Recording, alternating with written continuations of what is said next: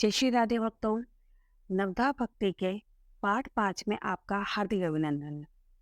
आइए अब नवधा भक्ति की नौवीं और अंतिम श्रेणी की भक्ति यानी कि आत्मनिवेदन भक्ति को विस्तार से जानने का प्रयास करते हैं। आत्मनिवेदन भक्ति नवधा भक्ति की नौवीं और अंतिम श्रेणी है, जिसमें भक्त अपने आप को पूरी तरह से भगवान के सेवारत भाव में समर्पित होते हैं।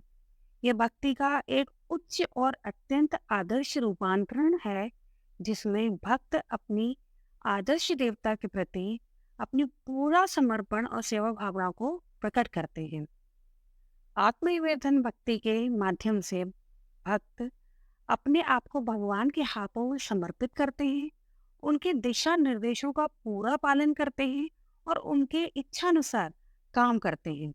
इसका मतलब है कि भक्त खुद को उनकी सेवारत और समर्पित संबंध के रूप में प्रस्तुत करते हैं और उनकी सेवा के लिए उपलब्ध रहते हैं। आत्मनिवेदन भक्ति का मुख्य उद्देश्य भगवान की इच्छा अनुसार समर्पण करना होता है, उनके साथ पूरी तरह से एक हो जाना होता है और उनके साथ समर्पित और सेवा भावना से जीना होता है। आत्मनिवेदन भक्ति का एक महत्वपूर्ण तत्व संपूर्ण समर्पण है, जिसमें भक्त अपना सब कुछ भगवान की सेवा और प्रतिनिधित्व में समर्पित करते हैं। आत्मनिवेदन भक्ति के द्वारा भक्त अपने आदर्श देवता के प्रति अपनी पूर्ण समर्पण और सेवा भावना को प्रकट करते हैं, उनके साथ समर्पित और सहयोगी संबंध बनाते हैं और उनके साथ आत्मा की पूरे समर्पण को भावना से अग्रहित होते हैं। भक्तों, हमारे दिनचर्या में हमें भी आए दिन ये ख्याल आता रहता है कि हमारे साथ ही गलत क्यों होता है। हम तो सबका अच्छा ही करते हैं और सबका भला ही सोचते हैं, हमें यह दुख क्यों मिलता है। हर कोई मनुष्य अपने जीवन में बहुत मेहनत करता है और उसका परिणाम उतना नहीं मिलता, तो हमें बहुत ज्यादा कष्ट होता है। हमारे जीवन में कैसी भी परिस्थिति ही क्यों ना आ जाए, परंतु हमें अच्छे कर्म अच्छे ही रखने चाहिए। यही आपके और हमारे जीवन का लक्ष्य होना चाहिए। जब अच्छा कर्म करने पर भी उसका फल नहीं मिल रहा हो, तब हमें आत्मनिवेदन भक्ति का सहारा लेना चाहिए। अपनी गलतियों को स्वीकार करना चाहिए और अपनी गलतियों को स्वीकार करना ही आत्मनिवेदन भक्ति का महत्वपूर्ण अंग है। जैसा कि हम जानते हैं कि या तो किसी डर के कारण या अपने किसी अहंकार के कारण मनुष्य अपनी गलती को स्वीकार नहीं करता और बिना स्वीकार किए हुए मनुष्य के लिए गलती को सुधारना संभव ही नहीं होता, क्योंकि मैंने कुछ गलत ही नहीं किया है तो उसमें सुधार कैसा, या फिर उसमें सुधार कैसे करूं? यह एक स्वाभाविक प्रश्न है। आत्मनिवेदन भक्ति में भगवान के सन्मुख अपनी गलतियों को स्वीकार करना एवं उसे फिर से न दोहराने की आश्वासन देकर उससे मुक्त होना होता है। आत्मनिवेदन भक्ति में इसका अत्यधिक महत्व है। आत्मनिवेदन भक्ति में हम कुछ भी किसी से छिपाए बिना हम सब कुछ आत्मभाव से स्वीकार करते हैं। वास्तव में ईश्वर के सामने कुछ भी गुप्त रह ही नहीं सकता। आत्मनिवेदन भक्ति में मानव की निर्मलता होना अति आवश्यक है और साथ ही यहाँ हम अपने सभी प्रकार के दोष त्रुटियां भगवान के सामने स्वीकारनी होती हैं। जैसा कि हम सभी के साथ होता है कि हम अपनी गलतियों को लोगों के सामने कुछ स्वीकारने में हिचकिचाहट महसूस करते हैं, किंतु आत्मनिवेदन भक्ति में इसका तो यहाँ कोई प्रश्न ही नहीं है।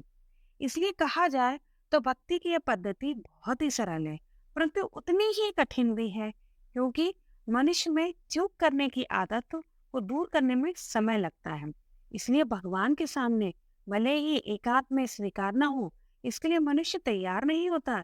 यह वास्तविकता है, यह रियलिटी है, क्योंकि इसमें उस चूक को पुनः न दोहराने की गारंटी देना आवश्यक होता है और गारंटी देने से मनुष्य पर इस दायित्व को निभाने का बहुत बड़ा तनाव आ जाता है, क्योंकि दूसरों को सिखाना तो सरल है, परंतु स्वयं के मन को नियंत्रण में रखना अत्यंत ही कठिन है।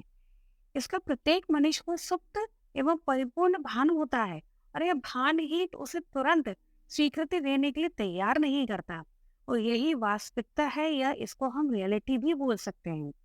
स्वीकारना और प्रार्थना करना दोनों ही बहुत महत्वपूर्ण है। जैसा कि एक सिक्के के दो पहलू होते हैं, जितना महत्व हम नाम जप को देते हैं, उतना ही महत्व आत्मनिवेदन और प्रार्थना का भी है। कभी कभी जब किसी के सामने कठिन परिस्थितियां आती हैं, वो अपनी कमजोरियों को खुलकर ईश्वर के सामने रखता है। उसके दिल से बाहर आने वाले विचार और भावनाएं, वो ही उसकी सच्ची प्रार्थना होती है। ऐसी प्रार्थना ही हमारे कर्मों को समर्पित करने में मदद करती है। यह भक्ति का गहरा भाव होता है, या उस अंतरात्मा की गहराई से आने वाली सच्चाई को बयान करता है, ईश्वर की अद्वितीय शरणागति को प्राप्त करता है या प्रकट करता है। हमारे यहाँ पूजा के अंत में, हे भगवान, मैं अपने परिवार सहित आपकी शरण में आया हूँ, यह प्रार्थना आत्मनिवेदन भक्ति का प्रतीक होती है। हम सभी इस आत्मनिवेदन भक्ति के माध्यम से ईश्वर की अनन्य शरणागति में आकर आनंदमयता और मुक्ति प्राप्त कर सकते हैं। इस तरह हम भगवान के भक्ति रस में नहाकर आनंदित हो सकते हैं। जिस प्रकार पंच महाभूतों में आकाश श्रेष्ठ होता है, उसी प्रकार भक्ति की जो 9 पद्धतियां बताई गई हैं, उनमें 9वीं अर्थात आत्मनिवेदन भक्ति सर्वश्रेष्ठ भक्ति है। 9वीं भक्ति को यानी कि आत्मनिवेदन भक्ति को यदि साधा नहीं गया, तो मनुष्य अथवा भक्त का जन्म मृत्यु के चक्र से कभी नहीं छूटेगा। यह एक ऐसी भक्ति है जिसके आचरण से सायुज्य मुक्ति। अब यहाँ सायुज्य मुक्ति का अर्थ है भगवान के साथ एकता में मुक्ति प्राप्त होती है। भले ही इस संपूर्ण विश्व का भी लय हो जाए, तब भी सायुज्य मुक्ति अचल रहती है, उसमें कोई बदलाव नहीं होता। संक्षिप्त रूप में कहें तो आत्मनिवेदन भक्ति भगवान की सेवारत और समर्पित रूप में अपने आप को प्रस्तुत करने की दिशा में भक्ति के एक उच्च और आदर्श रूपांतरण है, जिससे भक्त अपने आदर्श देवता के प्रति पूरे समर्पण और सेवा भावना को प्रकट करते हैं। मैं कुछ नहीं हूँ, ईश्वर ही सत्य है, देवता और भक्त एक ही हैं, यही आत्मनिवेदन है।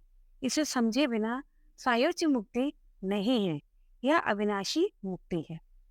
देखा जाए तो राजा बलि आत्मनिवेदन भक्ति का एक उत्तम उदाहरण है, जो विष्णु भगवान की सेवा में पूर्णतः समर्पित थे। यह 9 प्रकार की भक्ति मानव जीवन को आदर्श धार्मिक आदर्शों के साथ जीने की मार्गदर्शन देता है और उसे आध्यात्मिक विकास की दिशा में अग्रहित करती है। तो भक्तों, ये 9 भक्तियों के बारे में हमने अपनी वीडियो में बताने का प्रयास किया है। अब आगे की वीडियोस और आएंगी जो कि अलग अलग भक्तियों के बारे में होगी। नवता भक्ति के बारे में तो नहीं होगा, लेकिन अलग अलग भक्तियों के बारे में होगी। हाँ, लेकिन हम नवता भक्ति की एक और वीडियो बनाएंगे, जिसके अंदर से हम बताएंगे कि या जिसके अंदर से अपन समझने का प्रयास करेंगे कि कब से ये नवता भक्ति शुरू हुई, या हम अपने डेली रूटीन में नवता भक्ति को कैसे इम्प्लीमेंट कर सकते हैं। तो तब तक हमेशा राधे कृष्ण नाम का संकीर्तन करते रहिए। जय श्री राधे।